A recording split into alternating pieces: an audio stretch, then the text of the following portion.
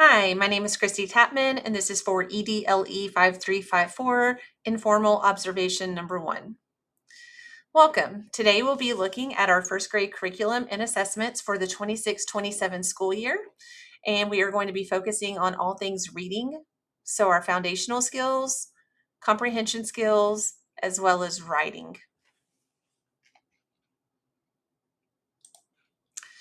Before we go too far, I will be using a lot of acronyms today as we talk, so I want to make sure that everyone is aware of what they are. First, we have HMH, and HMH is our new curriculum. We've had HMH in the past, but we haven't used it in a long time. So the state said this year that we got to pick a new curriculum, and it needed to be an HQIM, which is a high quality instructional material that we'll talk more about on the next slide. And HMH was our pick. We sent a committee to look at several, and this is what they came back with and told different groups of teachers about it. And overall, this was the district pick. So we have all new materials coming in for HMH. We have already had a couple trainings. We will have more trainings. We have coaches on hand to help with the implementation of that new curriculum. However, if the next acronym is really great reading, RGR, and we have decided to not use HMH's foundational portion of their curriculum just yet. We'll reevaluate it at the end of the year. But here in Hallsville, we have had great success with really great reading, and it was also approved as a high quality instructional material. And our teachers are already rocking and rolling with that for their foundational phonics skills. And we've had such great results. We have had a mass decrease in intervention needs for phonics and reading, as well as many less dyslexia screener flags. So we know that that's working. With everything else that's new this year, we did not want to lose any ground with the teaching of phonics with our students. So for this year, we'll use HMH for comprehension and for writing, and we will use RGR, really great reading, for our foundational skills, which are phonics. Next on the list is TPRI, which stands for the Texas Primary Reading Inventory. Your kids in first grade have received something similar. If they came to pre-K, it was called Circle. And if they came to kindergarten, it's Texkia. So those come from the state, and they are amazing early reading assessments that give us so much information about your students. They don't follow our scope and sequence perfectly. So there are times when we find things on those assessments that have not been taught yet, and that's okay. We keep that in mind. It's just a diagnostic. At the end of kindergarten and at the middle of first grade, there's an added component to that is a dyslexia screener. If a child pops up on that dyslexia screener as a child potentially having dyslexia, we must start intervention. So it's really important that we get those done correctly, and we'll talk more about that shortly. Lastly, IXL. IXL will be new to our campus this year, and it will be replacing iReady. So we'll talk more about that coming up, but now you know for sure what HMH, RGR, TPRI, and IXL mean throughout this. First, some of you might be wondering, why did we have to get this new curriculum? We already had some old HMH. And we did. We had closets and closets full, and a lot of it was not being used, and we hadn't had training on it in quite a while. But House Bill 1605 came about a while ago with a couple different intentions. And so if you'll look at the slide, our new HMH is different, and it replaces the older one, and it's been very strenuously looked at. So anything that is now considered a high quality instructional material by the state has gone through the EMRA process, which means it has been thoroughly scoured and made sure that it aligns with our TEKS perfectly to make sure 100% of our TEKS and state guidelines are taught. So there should be zero gaps. A lot of teachers have said, man, that's a lot of assurance to put into something, because they're a little bit skeptical. And I understand, because we have found gaps in different ones. But now that it's been approved through EMRA and it's considered a HQIM, it should not have any gaps in our standards and our TEKS. So if we follow it correctly with full fidelity, then we should meet all of our standards throughout the year. Another situation is that we know teachers were having to do what we call hunt and gather, and we did it for years here too. Even though we had a lot of resources from the district, we felt like there were gaps or just things that weren't quite right, and so we were getting on, those websites and buying things ourselves and looking, and really no longer can we do that. And that is to protect you, because every instructional material that we use must be displayed on our website, and we must have access, allow access for our parents to look at that ahead of time. That all falls under House Bill 1605. So we are using it because it should match our standards and TEKS perfectly to give our kids everything that they need to be successful, and also to protect ourselves. We can't just go and use whatever we want anymore. We have to stick with these. So our new HMH will be used with fidelity this year. And I know we kind of get past that word and we don't like it, but we're going to give it our all. It will also still keep our educator hats on. We'll know what's most important, which pieces to use to get the most leverage out of, how to get the most bang for our buck out of every lesson. And that's where our planning time will focus, is to make sure that we've looked ahead and that we understand. Because even though something is scripted, we are still very educated people, and we have a lot to offer in disaggregating which pieces, how long, all of that to use. So we won't be pulling other resources, but we'll be using the best parts of this in the best time manner that we possibly can. Now, I told you earlier that we would still use RGR for our foundational skills. Rest assured, RGR is also a high quality instructional material. It just passed in November through IMRA, and so it is perfectly legal to use RGR, and we will disclose that to parents. It will be wonderful, wonderful to keep rocking and rolling with that. So anytime in your HMH manuals where you see the purple foundational skills, we'll know that we're going to go right past that, and we're going to stick with RGR for everything foundational as far as teaching and as far as our assessments too. So throughout the day on your master calendar, you will see that each part of HMH and RGR has a section in our micro scheduled master schedule, and that is because we need you to do each part of those every day. Now, I know some teachers like to break from that routine on Fridays at times, but we will not. We will be behind in our modules. What's really interesting about our HMH modules that I'm excited about too is that every grade level from kindergarten to fourth will end their modules at the same time until we get around April. There's a little discrepancy, but for the majority of the school year, the entire school that's teaching reading will be on module 1 and have a test on the same day, and then module 2 and have a test on the same day. So we're going to stick with that because we can't get all of our standards and TEKS in if we fall behind, and taking days off just will not be an option. It should be something that we look at in planning, like I said, and time everything out to where we don't get behind. But we should be able to rock and roll and teach all of the standards within the time that they have. Okay, so let's talk about our HMH module assessments. So we just said that the modules are about 3 weeks long, and at the end of each module, you'll have an assessment. Now, this is first grade. So at the beginning of the year, when you have your teacher manual out, you'll see that you are going to kind of teach them how to even take a test. There's a gradual release built into the HMH assessments for the module assessments that I think we'll all really appreciate. And when we did our training a few weeks ago, we were looking at that, and some were shocked. I know this training was like, you could come. Some of you haven't had the training yet because there was different dates you could come. But the people that were there were a little surprised that first graders would not be read every bit of the test all year long. Well, I'm telling you, when I taught 20 years ago, we did not read the test to first graders. They were capable, and your first graders are capable too because they've had systematic, explicit phonics direction. And these module assessments are decodable by and large, and they will preload you with vocabulary or tricky words that maybe the students can't figure out, and let you talk to those students about those words ahead of letting them go and finish the test on their own. So let's say the word construction is in the assessment. The directions will say before the test, introduce the word construction.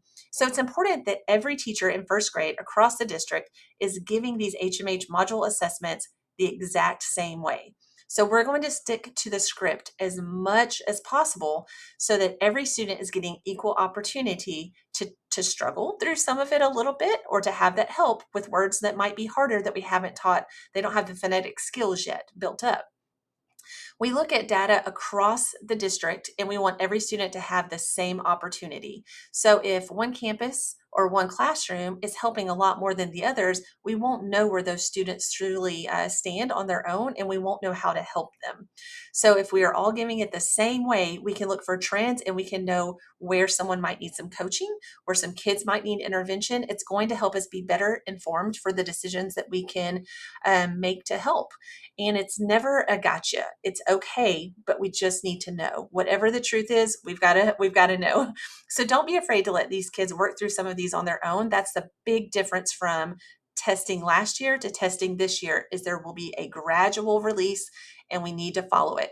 Should we, as a grade level, look ahead at a module and look at something a couple weeks ahead and realize that we think there might be a problem? We can have the conversation, but we'll have to make sure that those conversations are also held at a higher level because we do have 3 elementary campuses. So discussions are okay, conversations are okay, we can look at it, but we are going to challenge our students, and it will be a little different this year, and it is important that it is consistent. So remembering in first grade that our report cards are skill-based, we're really looking for opportunities for students to show mastery of individual skills. So those HMH module assessments are not going to be given back to parents as a grade of like a 73 or a 98. Those grades will be kept in our MTSS documents, and it'll say Module 1, Module 2, Module 3, and we will all know what those grades are. But when we report to parents on this the report card, it will be by skill. Okay, so can the student tell who the main character is in a story? Can the student spell CVC words, etc.? So as we look at the weekly assessments and selection quizzes, we do get the discrepancy campus by campus to decide which ones of those we want to pull and use based on what do we need to see from students? What are we still lacking? When we look ahead at the report card, which we'll talk more about, do we know, have we had students had enough opportunity to show mastery on this skill or that skill? So those will be decided as we plan at the beginning of each unit, and they can still be talked about along through the unit each week at common planning time. We will not use from HMH, the module inventories or progress monitoring is related to foundational skills. So when you look at HMH, because it's all new, we'll use weekly assessments and selection quizzes as we choose, and we'll always do the module test. But the module inventories or progress monitoring are not for us, because we have our RGR assessments for all those foundational skills. So you're used to this. This is the easy part because we've been doing it for a while and you know what it's like. So we'll use our beginning of program, middle of program, and end of program paper version. We tried the online version before, and the mental load for students trying to log on, trying to figure out how each piece worked, we realized that they were spending so much effort on that part that we weren't getting great data from them, and they were capable of more. So last year, if you were here, we switched to the paper version. We had this done in the classroom at the small group table while other students were at stations. And we just did this one-on-one with each student, and you have a little spreadsheet to put it in as you go. And we will do that during a designated window at the beginning, middle, and end of year. And that's just some extra data for you to have and watch their growth. And that should drive your small group instruction, or also help you know what units to assign on your online component of Really Great Reading, which is the playground. And the playground has some other little quizzes built along the way that you can go monitor for each student as you are able to. So for foundational skills, this RGR assessment, this is what we're looking at. Okay, next up is the TPRI, which is our state requirement for early literacy. Again, we do this at the beginning, the middle, and the end of the year, and this must be administered by a certified teacher. I really prefer that all of your assessments are given by a certified teacher, but we know sometimes paraprofessionals under your guidance might make up a test with the student, or might have a little group at the back of their table and they're helping by reading the directions again or something like that. But TPRI must be done by a certified teacher, and it must be a cold read. So with TPRI, they're going to go through several phonics skills of word building, segmentation, all of those things. And then there's a passage. And believe it or not, we have had teachers practice that with students before. And I know their intentions were golden, but it doesn't give us an accuracy of what these kiddos can do. So this is all a cold read. It should not be practiced. It should not be presented in any way prior to the day of testing. Each student takes about 30 minutes to test. And so the teacher will be given a sub, and you will have a quiet room. We have some extra classrooms and things. You'll be given a quiet space, and we want to minimize distractions so students can really do their best on this, and so that you can record data without being distracted, because this heavily weighs on interventions that we offer or possible testing. At the middle of the year, you have your dyslexia screener, and any child that fails that must be put into a plan, which is usually intervention. So we want to make sure that every student has the opportunity to be tested as a cold read, so we can truly see where they're at in a quiet room with minimal distractions and by a certified teacher who understands this process. TPRI has very specific directions about how many seconds you can wait. So when you're doing this portion called word reading and you show the students a word, they only have 3 seconds and no prompts, no hints. So even with the best of intentions, some teachers have given them a little longer or tried to start the word for them because it can be painful to watch them struggle. But after 3 seconds, you really just say, okay, look at another one. So it's important that we all give those assessments the same way, following the directions that come with the test. Okay, so this year, for several reasons, our district has decided to switch from iReady to IXL. So we are going to have training provided, and it's some online training at the beginning. It's a Zoom that everyone's going to get on in the next couple weeks, and we'll find out more information. We expect it to be very similar to iReady, but it has some different privacy components that are supposed to be a little bit more in line with what we need to do for FERPA, and possibly with state testing in the next few years, how that's going to change.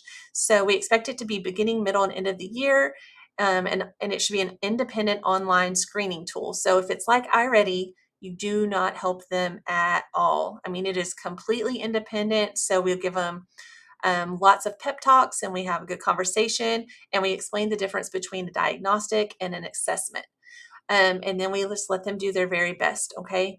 So we will get more information about that. That kind of brings me to things that we need this year, and more information about IXL and how it works will be something that we need to find out and that we need to dig in together. But I don't want teachers to feel that burden right now.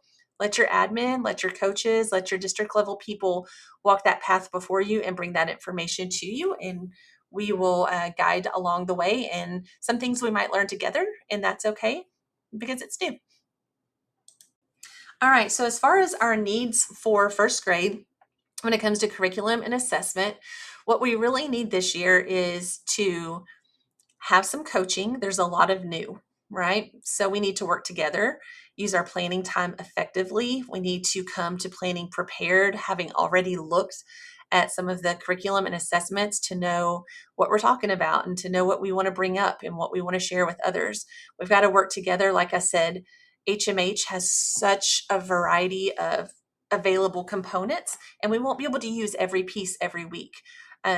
So we'll have to pick out the parts that match the standards, and we have to know the standards and know what we want students to know. How will we know it? What will we do if they don't know it? What will we do if they already know it? We have to have those questions kind of already pre-answered in our mind, but come open at the same time, if that makes sense. So one need is a very strong use of common planning time and for people to come prepared.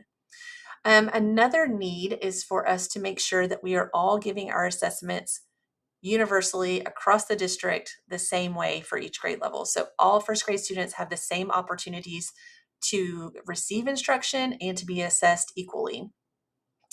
Another one is we need to look at our calendar for all of these beginning and middle and end of year.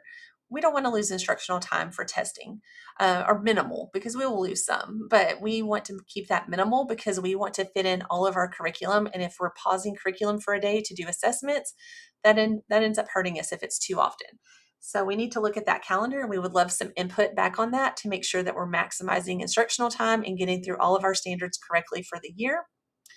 And then we need to look at those report cards. We had a committee go through a few months ago before we had our full HMH in our hands. We pulled up what we could and got samples, and we looked at our report card, and we did our very best job to start to make sure that it aligned. A skills-based report card means the skills have got to be taught before you assess it on the report card, right? So we need ongoing input with that, and we need to circle back around and make sure about halfway through the 9 weeks that we're mastering that, or do we need to change that report card before we use it as the tool to send home. And that should not be the only information we send home. We've got, if we're spending time on IXL and we're spending time on these RGR screeners and TPRI, parents want to know how their children are doing. So another need is for us to come together as a group and decide how we're going to get parents that information. Will we make our own little one sheet and just write in the applicable parts? Is there something from IXL that we can print out and send home? Just like I already had a great one sheet for parents. So the needs that we have will include making sure that parent communication, parents deserve to know where their children are at with that. So I hope you've enjoyed our training today. I hope that it helps you understand where we're going and some needs that we have and discussions that we need to discuss more on as we get into the school year. Thank you for your time.